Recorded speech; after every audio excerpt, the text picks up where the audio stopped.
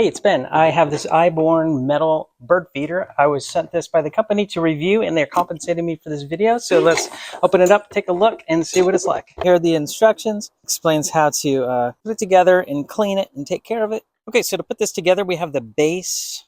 We're going to stick the top over the base and make sure it's centered. Then we have a bracket that's going to go down over the top. The bolt going through the bracket and make sure the bracket is latched on the grooves there. And then we're going to take this wing nut and tighten it up, and that's all there is to it. And then you can do that in reverse if you need to take it apart to clean. Then the lid just simply pulls up, falls to the side, and it can be filled from the top. Great thing about this is that it's entirely metal. The base is metal, the sides are metal, the top is metal, the handle is metal. Now the inside here is a clear plastic, so that is not metal. There are holes in the bottom where the bird's seed can come out. So let's get this filled up and hang it up and see if we can get some birds.